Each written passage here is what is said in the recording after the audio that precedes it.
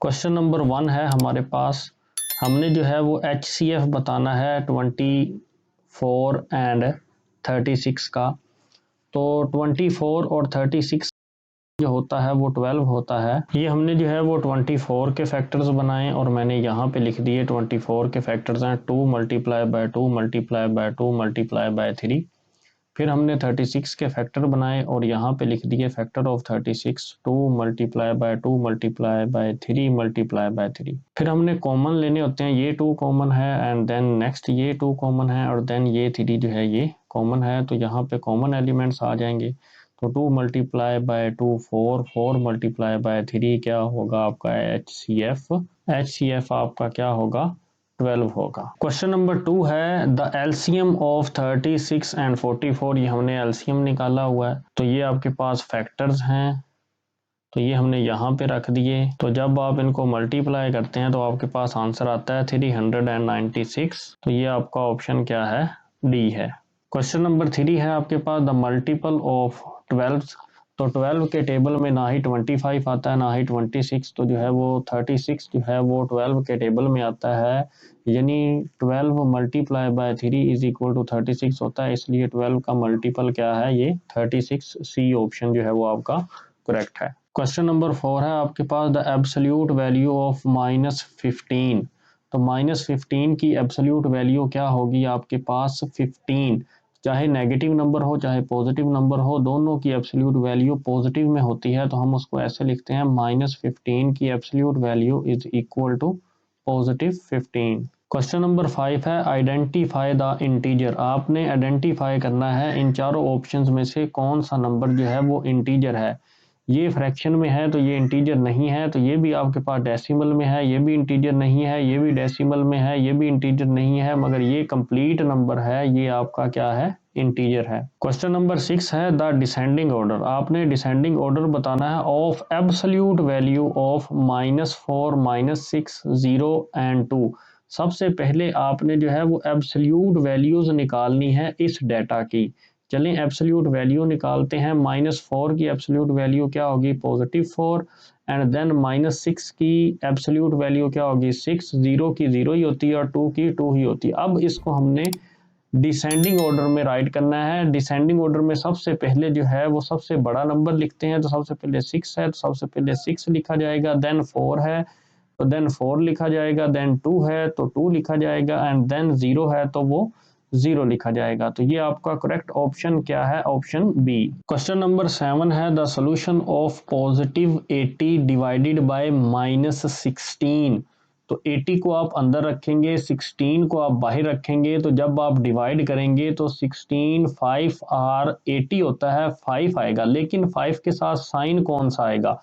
अगर आप देखें तो 80 के साथ साइन है प्लस का, 16 के साथ साइन है माइनस का, और प्लस माइनस क्या होता है, माइनस होता है। इसलिए 5 के साथ साइन क्या आएगा, माइनस का। इसलिए आपका करेक्ट ऑप्शन है -5B। क्वेश्चन नंबर 8 है the solution of -13 multiply by +16।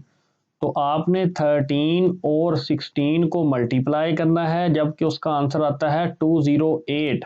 तो साइन क्या आएगा, माइनस प्लस माइनस, इसलिए साइन क्या आ जाएगा, यहाँ पे माइनस का साइन आ जाएगा। तो आपका क्या आंसर आ जाएगा, -208, ए ऑप्शन। क्वेश्चन नंबर 9 है the solution of -63 plus into -45। तो जब हम इसको सॉल्व करते हैं तो -63, तो ये माइनस प्लस क्या हो जाएगा, माइनस हो जाएगा और 45 आ जाएगा। तो जब इसको सॉल्व करते हैं तो माइनस माइनस क्या होता है, प्लस होता है। तो 63 प्लस 45, तो आपके पास आंसर क्या आएगा, 108। और साइन कौन सा आएगा 108 पे, तो बड़ी रकम के साथ जो साइन है वो माइनस का है, इसलिए यहाँ पे साइन क्या आएगा, माइनस का। तो आपके पास करेक्ट ऑप्शन क्या है, बी। क्वेश्चन नंबर 10 है the solution of +9 minus into -7।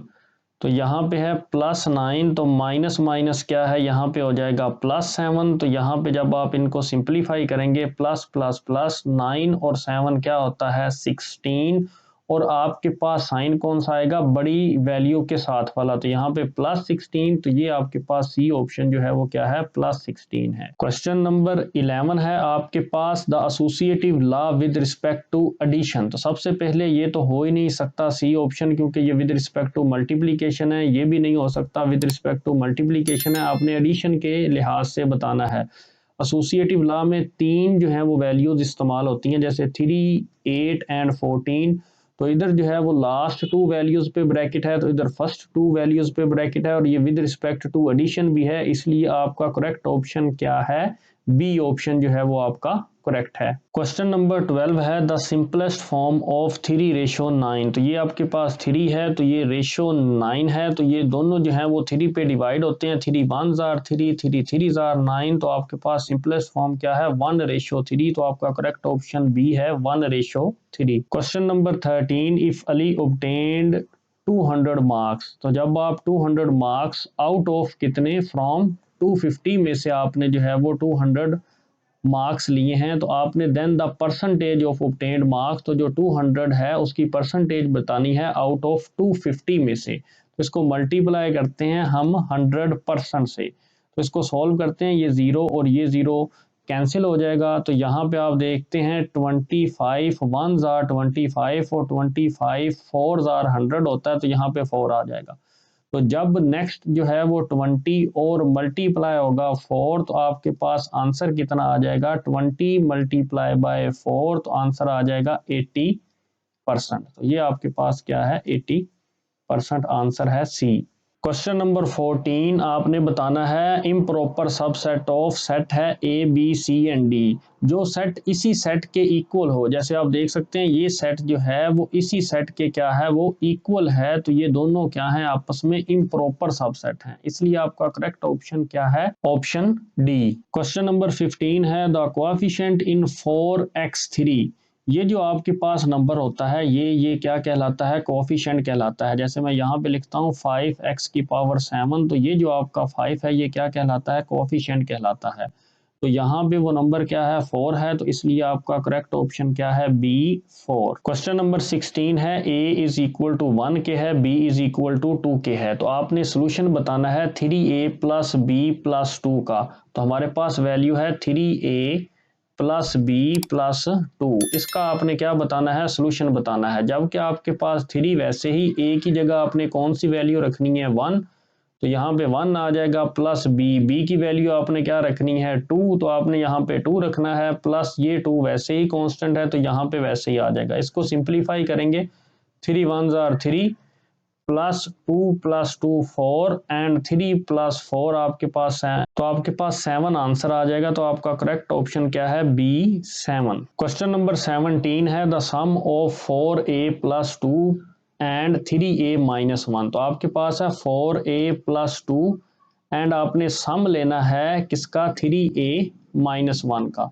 तो अगर आप गौर करें तो ये आपके पास 2 लाइक टर्म्स हैं, एक 4a और एक 3a, तो ये दोनों जो हैं वो आपस में ऐड हो जाएंगी, 4a प्लस 3a क्या बन जाएगा, 7a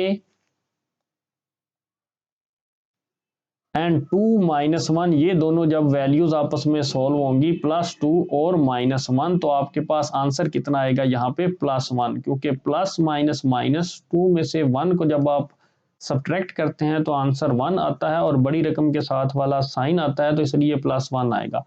तो आपका करेक्ट ऑप्शन क्या है, ए 7a + 1। क्वेश्चन नंबर 18 है, the next term of 22 25 30 37 is. हमने जो है वो नेक्स्ट टर्म बतानी है। अगर आप गौर करें कि 22 में आप 3 ऐड करते हैं तो आपके पास क्या आता है, 25 आता है। जब हम 25 में प्लस 5 ऐड करते हैं तो आपके पास आंसर कितना आता है, 30 आता है। अगर आप 30 में 7 ऐड करते हैं तो आपके पास 37 आता है। तो आगे पैटर्न क्या बनेगा, पहले हमने 3 ऐड किया, फिर 5 ऐड किया, फिर 7 ऐड किया, अब हम क्या ऐड करेंगे, 9।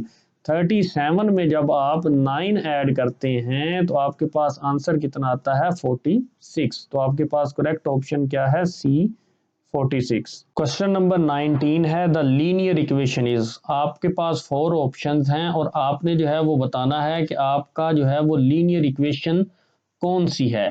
तो ये जो है इक्वेशन है, आपको ये लग रहा है अगर लीनियर है तो ये तो इक्वेशन का साइन ही नहीं है, ना इसके अंदर ना इसके अंदर, तो ये जो है इसमें डिग्री जो है वो 2 है, इसलिए ये लीनियर नहीं है। और इन दोनों में जो है वो वेरिएबल की पावर 1 1 है और इक्वेशन का सिंबल भी मौजूद है, इसलिए आपका करेक्ट ऑप्शन क्या है, A x plus y is equal to 7। Question number 20 है 2x minus 6 is equal to 12।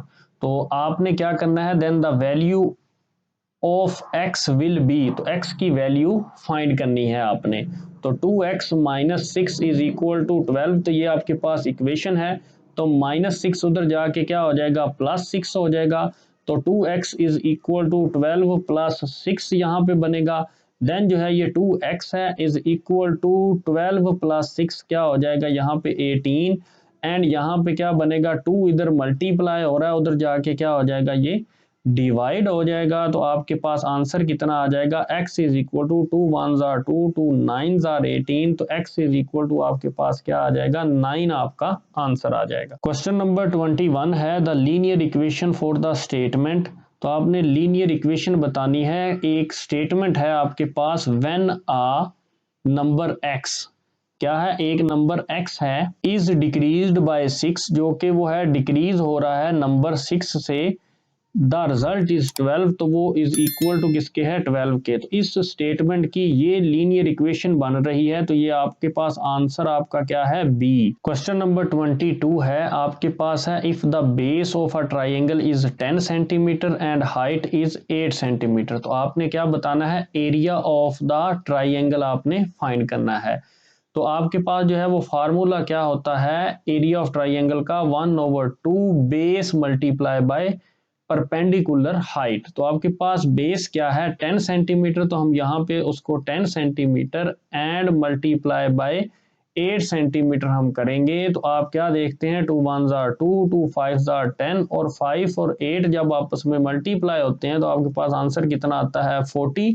तो आपके पास करेक्ट ऑप्शन क्या है, 40 सेंटीमीटर स्क्वायर। क्यों आता है, क्योंकि area always be in square unit. Question number 23 है, if the length of side of a square field is 6 meter then its perimeter will be. तो आपने जो है वो पेरीमीटर निकालना है किसका, स्क्वायर का। तो आपके पास एक साइड की लेंथ क्या है, 6 मीटर, तो 4 साइड्स होती हैं, तो 6 मल्टीप्लाई बाय 4, तो आपके पास आंसर कितना आ जाएगा, 24 मीटर। जो करेक्ट ऑप्शन आपके पास क्या है, बी 24 मीटर। क्वेश्चन नंबर 24 है आपके पास, the order of rotational symmetry of a given figure is. तो फिगर ये आपके पास क्या है, रेक्टेंगल है, तो इसकी रोटेशनल सिमेट्री क्या होती है, वो 2 होती है, इसलिए करेक्ट ऑप्शन क्या है, ए 2। क्वेश्चन नंबर 25 है, the number of edges of a cube is. Cube जैसे लूडो का दाना होता है, तो उसका जो है वो एजेस पूछे हैं, तो ये फर्स्ट एजेस, देन ये सेकंड, देन ये थर्ड, देन ये फोर्थ, देन ये फिफ्थ, सिक्स्थ, 7 8 9 10 11 एंड 12। तो ये आपके पास कितने जो हैं वो एजेस होते हैं, 12 एजेस होते हैं, तो ये आपके पास करेक्ट ऑप्शन है। Question number 26, identify the figure. ये आपके पास क्यूब है जिसकी ऑल साइड्स इक्वल होती हैं, अगर जो है वो कॉरस्पॉन्डिंग साइड्स जो हैं वो आमने सामने की जो है वो साइड्स अगर इक्वल हों तो वो फिर क्या होती है, आपके पास क्यूबाइड जो है वो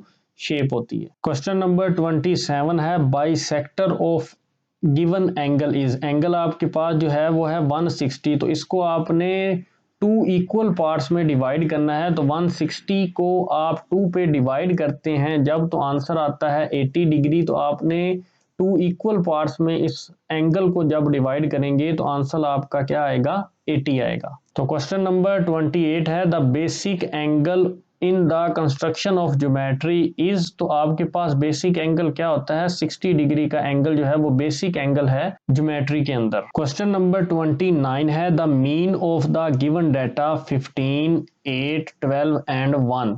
तो आप क्या करेंगे, इनको ऐड करेंगे, 15 प्लस 8 प्लस 12 प्लस 1 ओवर 4।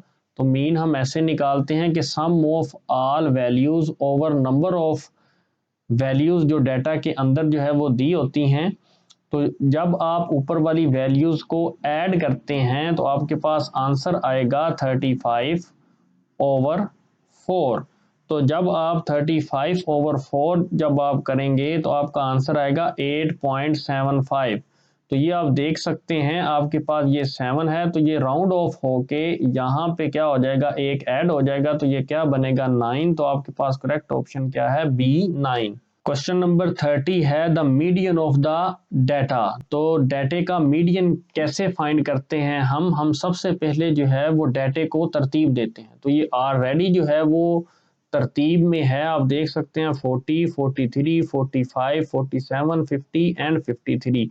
तो ये जो है वो इवन नंबर्स ऑफ वैल्यूज़ हैं, तो 2 वैल्यूज़ जो है वो इधर से जो है वो हम छोड़ देंगे, 2 वैल्यूज़ इधर से जो है वो हम छोड़ देंगे, तो इन 2 वैल्यूज़ जो मिडल में बच जाएंगी तो इनका हम एवरेज फाइंड करेंगे। तो हम क्या करते हैं 45 + 47 डिवाइडेड बाय 2, तो यहाँ पे आ जाएगा 92/2। तो जब आप इनको डिवाइड करेंगे तो आपके पास आंसर आएगा 46।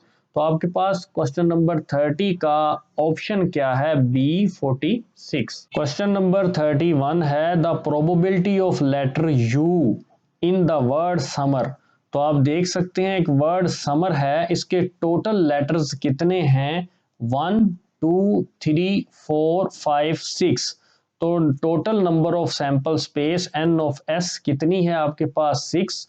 तो आपने u की जो है वो प्रोबेबिलिटी फाइंड करनी है। तो u इस समर में एक मर्तबा आता है, तो इवेंट आपके पास n ऑफ a जो है वो इज इक्वल टू क्या है, 1 है। तो प्रोबेबिलिटी ऑफ a क्या होगी, n of a over n of s, यानी 1/6 आपके पास प्रोबेबिलिटी होगी। आपका करेक्ट ऑप्शन क्या है, B. Question number 32 if a dice is rolled, अगर एक लूडो के दाने को फेंका जाता है, then the probability of getting 5, तो वो आपके पास क्या होगी। तो अगर आप गौर करते हैं कि n ऑफ s लूडो के दाने के अंदर टोटल सैंपल स्पेस क्या होते हैं, 1 से लेके 6 तक, यानी 1 2 3 4 5 6। तो टोटल नंबर ऑफ आउटकम्स कितने हैं, वो 6 हैं, और आपने लाना क्या है, 5 है। तो इवेंट वही आपके पास n ऑफ a, वो आपके पास क्या है, ओनली 5 जो कि है 1 जो है वो उसकी तादाद है। तो प्रोबेबिलिटी ऑफ a फिर क्या होगी, वो n of a over n of s, यानी 1/6। ये आपके पास करेक्ट ऑप्शन क्या है, a 1/6। Subjective part question number 33 का ए पार्ट है find the prime factors of 1600 by using division method and then express in index notation. 5 marks का question है।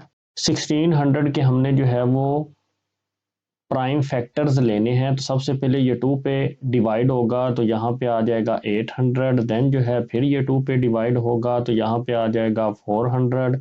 Then जो है ये फिर 2 पे डिवाइड होगा, तो आ जाएगा 200। देन अगेन जो है ये 2 पे डिवाइड होगा, तो क्या आ जाएगा 100। देन जो है वो फिर 2 पे डिवाइड होगा, तो क्या आ जाएगा यहाँ पे 50। एंड देन जो है वो फिर 2 पे डिवाइड होगा, तो यहाँ पे क्या आ जाएगा 25। एंड देन जो है ये 5 पे डिवाइड होगा, तो यहाँ पे आ जाएगा 5 5 5 25 होता है। देन 5 पे डिवाइड होगा, तो क्या आ जाएगा 1। तो इसके जो है वो 1600 के जो हैं वो प्राइम फैक्टर्स क्या बने, 2 मल्टीप्लाई बाय 2 मल्टीप्लाई बाय 2। ये आप देख सकते हैं 1 2 3 4 5 6 टाइम 2 है, तो हम जो है वो कितनी दफ़ा 2 लिखेंगे, 6 टाइम्स जो है वो 2 लिखेंगे। देन जो है वो 2 टाइम क्या है, 5 है, तो 2 टाइम हम क्या लिखेंगे, 5 लिखेंगे। अब इंडेक्स नोटेशन में जो लिखना है वो क्या है आपके पास, 1600 को ये जो है 2 अगर आप देख सकते हैं 1 2 3 4 5 6, 2 6 टाइम है, तो 2 की पावर क्या लिखेंगे आप 6। एंड मल्टीप्लाई 5 कितनी टाइम है, यहाँ पे 2 टाइम है, तो 5 की पावर क्या लिखेंगे 2। तो ये आपका क्वेश्चन कंप्लीट हो जाएगा।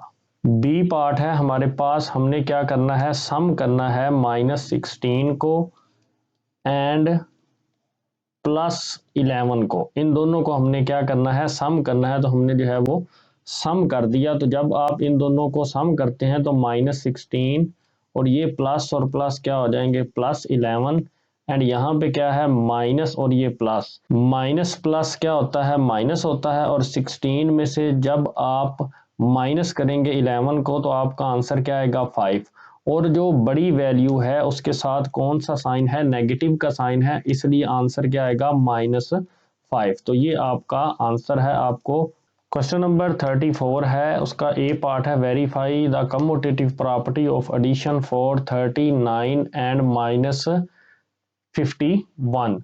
तो हम जो है वो कम्यूटेटिव प्रॉपर्टी ए पार्ट का जो है हम सोल्यूशन देखते हैं। तो हम जानते हैं कम्यूटेटिव प्रॉपर्टी हमारे पास क्या होती है, a + b = b + a। तो अब हम क्या करते हैं, हम 39 प्लस -51 एंड -51 + 39 जो है वो करते हैं। तो इधर लेफ्ट साइड पे क्या होगा, 39 प्लस माइनस ये क्या हो जाएगा -51, माइनस प्लस क्या होता है माइनस, एंड 51 में से जब 39 आप माइनस करेंगे तो आपके पास आंसर आएगा -12। तो इधर भी माइनस और प्लस माइनस, तो 51 से 39 जब आप माइनस करेंगे तो -12 आंसर आ जाएगा। तो ये भी इधर भी लेफ्ट साइड पे भी -12 और राइट साइड पे भी -12, तो hence left hand side is equal to right hand side, और आपकी कम्यूटेटिव प्रॉपर्टी क्या हो गई, वेरीफाई हो गई। तो आप क्या लिखेंगे, verify commutative property. B part है आपके पास, find the ratio and write in the simplest form. तो आपने राइट करना है सिंपलेस्ट फॉर्म में, इन तीन वैल्यूज को आपने रेशियो में लिख के सिंपलेस्ट फॉर्म में राइट करना है। तो आपके पास है फर्स्ट वैल्यू 1 होल 5/6 या 1 सही 5/6, एंड सेकंड है रेशो लगा के 1 सही 11/15, रेशो 1 होल 13/30। तो ये आपके पास क्या है, ये आपकी रेशो में आपने जो है वो इन तीनों वैल्यूज को लिख दिया। देन क्या करना है, आपने इसको मिक्स्ड फ्रिक्शन से जो है वो इम्प्रॉपर फ्रिक्शन में कन्वर्ट करना है। 6 1s are 6 एंड 5 आप इसमें जब ऐड करेंगे तो आपका आंसर आएगा 11/6। देन 15 1s are 15, इनको मल्टीप्लाई करते हैं तो 15 को जब हम 11 में ऐड करते हैं तो आंसर आएगा आपके पास 26/15। देन 30 1s are 30, और जब हम 13 ऐड करते हैं इसमें तो 43/30 आंसर आ जाएगा। अब आपने क्या करना है कि 30 को आपने इन तीनों वैल्यूज़ के साथ मल्टीप्लाई कर देना, क्योंकि एलसीएम जो है वो 6, 15 और 30 का एलसीएम कितना आ रहा है, 30 आएगा। तो 11/6 के साथ भी आपने 30 को मल्टीप्लाई कर देना है, 26/15 के साथ भी आपने 30 को मल्टीप्लाई कर देना है, और 43/30 के साथ भी आपने किसको मल्टीप्लाई कर देना है, 30 को। तो ये 30 और ये 30 कैंसिल हो जाएगा, 15 1s are 15 एंड यहाँ पे 15 2s are 30 हो जाएगा, यहाँ पे 6 1s are 6 and 6 5s are 30। तो यहाँ पे जब 11 और 5 मल्टीप्लाई होंगे तो आंसर आएगा 55। तो 26 को जब हम 2 के साथ मल्टीप्लाई करते हैं तो आपके पास आंसर आता है 52, एंड देन जब यहाँ पे 1 है तो 43 को मल्टीप्लाई करेंगे 1 के साथ तो आंसर कितना आएगा 43। क्वेश्चन नंबर 35 का ए पार्ट है, आपने सॉल्व करना है इन अलजेब्रिक एक्सप्रेशंस को। सॉल्यूशन स्टार्ट करते हैं। आपके पास है वैल्यू 9xy, तो हम जो है वो लिखते हैं 9xy + 3yz + 3yz, तो ये प्लस का साइन है। देन प्लस ये ब्रैकेट भी ख़त्म कर देते हैं, प्लस जब बाहर हो तो अलामतें चेंज अंदर वाली नहीं होती। xy 8xy वैसे ही आ जाएगा, -6yz वैसे ही आ जाएगा। जब ये माइनस अंदर मल्टीप्लाई होगा तो अंदर जो है वो तीन टर्म्स हैं, ये फर्स्ट, ये सेकंड और ये थर्ड, तीनों पॉजिटिव हैं। तो तीनों जो हैं वो अपने साइंस चेंज कर लेंगी, क्योंकि बाहर जो है वो माइनस है। तो यहाँ पे हो जाएगा -9xy -3yz एंड -6। यहाँ पे तीन लाइक टर्म्स हैं, ये वाली xy वाली, ये आप देख सकते हैं xy वाली तीन लाइक टर्म्स हैं। ये +9x है, ये -9x है, तो ये कैंसिल हो जाएगा। तो यहाँ पे क्या बच जाएगा 8xy। देन आप देख सकते हैं कि 3 ही टर्म्स यहाँ पे YZ वाली हैं, ये YZ, ये YZ और ये YZ। तो ये +3YZ है और ये -3YZ है, तो ये आपका कैंसिल हो जाएगा, तो आपके पास क्या बचेगा -6YZ। देन जो है आपके पास ये -6 बच जाएगी, ये टर्म आप इसको वैसे ही लिख देंगे, तो आपका ये क्या है, आंसर है। पार्ट बी है the sum of a number x।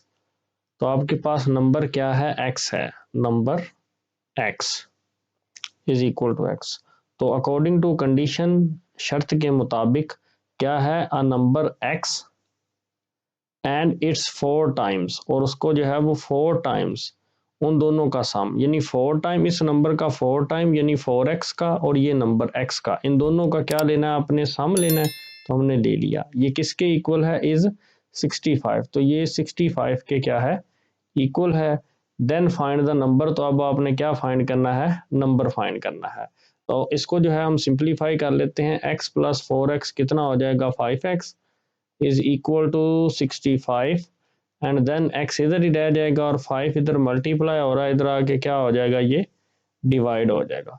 तो देन x का आंसर क्या आ जाएगा, जब 65 को हम 5 से डिवाइड करते हैं तो आपके पास 13 आ जाएगा, हैंस द नंबर इज 13। तो ये आपके पास क्या आ जाएगा, 13 आ जाएगा। क्वेश्चन नंबर 36 है हमारे पास, A part, if the base and perpendicular height of parallelogram is 14 centimetre and 5 centimetre respectively. Base आपके पास कितनी है, सोल्यूशन में आप लिखेंगे बेस है 14 centimetre and perpendicular height is equal to है 5 centimeter. Then find its area, तो आपने जो है वो पैरेललोग्राम का क्या फाइंड करना है, एरिया फाइंड करना है।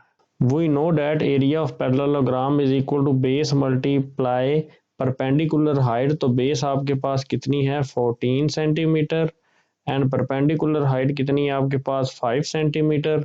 तो आप जब इन दोनों को मल्टीप्लाई करते हैं तो आपके पास आंसर आता है 70 centimetre square. Question number B है, construct the 135 degree angle using compass. बिस्मिल्लाहिर्रहमानिर्रहीम। कंस्ट्रक्ट करना है आपने कंपास की मदद से 135 का एंगल। आपने सबसे पहले अपने पैमाने की मदद से, रूलर की मदद से एक लाइन जो है वो ड्रा कर लेनी है। देन आपने एक पॉइंट ऐसा जो है इस लाइन के ऊपर लेना है, जैसे ये मैं रेड कलर का ले रहा हूं, इसको आपने पॉइंट P का नाम दे देना है। देन आपने अपनी प्रकार की मदद से ये नीडल जो है वो वहां पे रखनी है उसी पॉइंट के ऊपर, और एक कोस जो है वो आर्क इस लाइन के ऊपर आपने जो है वो ड्रा कर देनी है। उतनी ही प्रकार को खोल के अब आपने प्रकार इतनी ही खोलनी है जितनी आपने ये कोस लगाई। अब उस प्रकार की पैमाइश को आपने चेंज नहीं करना। तो ये आपके पास एक पॉइंट अब बना, इस पॉइंट को हम R का नाम देंगे और इस पॉइंट को हम जो है वो Q का नाम देंगे, इस पॉइंट को Q का नाम देंगे। नीडल इस पॉइंट R पे रख के आपने एक कोस इधर लगानी है, इस पॉइंट को आप S का नाम देंगे। देन इस पॉइंट पे नीडल रख के आपने एक कोस इधर लगानी है ऐसे, और इस पॉइंट को आप T का नाम देंगे। याद रखिएगा प्रकार एक दफ़ा जितनी आपने खोली थी, ये रेड कलर की कोस लगाई थी, उतनी ही कोस जो है वो आप उतनी ही प्रकार खोल के लगाएंगे। अगर आपने प्रकार की पैमाइश तब्दील कर दी तो आपका एंगल जो है वो ठीक नहीं बनेगा। अब नीडल आपने पॉइंट S पे रख के एक कोस आपने ऐसे लगानी है। अब नीडल जो है वो T पे रख के आपने एक कोस ऐसे लगानी है। देन आपके पास जो ये पॉइंट बनेगा, इस पॉइंट को आपने इस P पॉइंट से क्या करना है, मिला देना है। तो हम जो है वो मिला देते हैं, एक लाइन लगा के इस लाइन को हम जो है वो मिला देते हैं। इस पॉइंट को आपने U का नाम दे देना है। जहां पे नीडल है आपने इस पॉइंट को V का नाम जो है वो दे देना है। अब V पॉइंट पर नीडल रख के आपने एक कोस जो है वो ऐसे लगानी है। अब नीडल को Q पॉइंट पे रख के एक कोस आपने ऐसे लगा देनी है। ये बात याद रखिएगा कि एक दफ़ा आपने कंपास, जिसको आप प्रकार भी कहते हैं, एक दफ़ा जितनी आपने सबसे पहले ओपन की थी पॉइंट पी पे रख के जो आपने ये रेड कलर की कोस लगाई थी, उतनी ही प्रकार आपने हर दफ़ा जो है वो हर स्टेप्स पे उतनी ही आपने ओपन करनी है। अगर आपने उतनी प्रकार ओपन नहीं की तो आपका क्वेश्चन जो है वो रॉन्ग हो जाएगा। फर्ज कीजिए कि आपने प्रकार जो है वो यहाँ से यहाँ तक 2 सेंटीमीटर ओपन की थी, तो हर दफ़ा आपने जो है वो 2 सेंटीमीटर ही प्रकार ओपन करनी है। अगर आपने 3 सेंटीमीटर की कोस लगा दी है तो हर दफ़ा आपने 3 सेंटीमीटर ही प्रकार या कंपास अपनी ओपन करनी है। इस पॉइंट को अब हम जो है वो W का नाम देते हैं और पॉइंट P को और पॉइंट W को जो है वो हम आपस में मिला देते हैं। अब जो है ये आपके पास जो एंगल जो है वो 135 डिग्री का जो है वो क्रिएट हो चुका है। मैंने आपको जो है वो डी रख के जो है वो भी दिखा दिया कि एग्जैक्ट जो है वो आपका जो है वो एंगल जो है वो पॉइंट पी के ऊपर जो है वो क्या बन रहा है, आप देख सकते हैं 35 डिग्री ही बन रहा है 130 और 140 के दरमियान। क्वेश्चन नंबर 37 है, उसका ए पार्ट हम सॉल्व करते हैं। Find the mean of the data. तो आपने इस डाटा का क्या फाइंड करना है, मीन फाइंड करना है। तो इसका सॉल्यूशन हमारे पास क्या है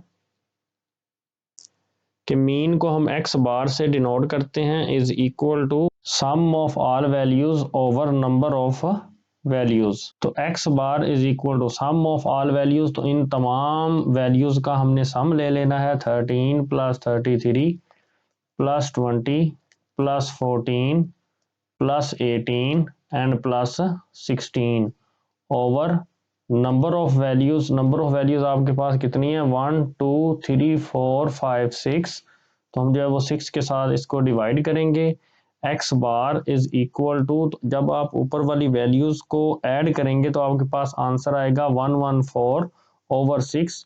तो जब हम इनको डिवाइड करेंगे तो आपके पास आंसर कितना आ जाएगा 19। पार्ट बी है find the probability of getting 2 heads when 2 coins are tossed. तो आपने 2 कॉइन्स जो हैं वो एक दफ़ा ही ऊपर को उछालने हैं, तो सैंपल स्पेस आपकी क्या होगी एस। या तो दोनों तरफा उछालेंगे तो दोनों दफ़ा हेड आ जाएगा, या पहली दफ़ा हेड एंड दूसरी दफ़ा टेल, पहली दफ़ा टेल और दूसरी दफ़ा हेड, या दोनों दफ़ा क्या आएगा टेल आएगा। तो एन ऑफ एस आपका कितना है 4 जो है वो टोटल सैंपल स्पेस है। तो वो कहता है गेटिंग 2 हेड्स, तो आप देख सकते हैं गेटिंग 2 हेड्स, तो ये आपके पास इवेंट है कि दोनों हेड आने चाहिए। तो ए आपके पास क्या है, वो ये कह रहा है सेट ए जो है वो दोनों हेड्स आने चाहिए। तो एन ऑफ ए आपके पास यहाँ पे क्या हुआ इज इक्वल टू 1। तो प्रोबेबिलिटी ऑफ ए जो है वो हमारे पास क्या होती है N of A over N of S. हमने इवेंट को क्या लेट किया है, ए लेट किया है। तो आप जो है वो कुछ भी लेट कर सकते हैं। एन ऑफ ए यहाँ पे क्या है 1 है और एन ऑफ एस कितना है आपके पास 4 है। तो प्रोबेबिलिटी ऑफ ए क्या आ जाएगी 1/4।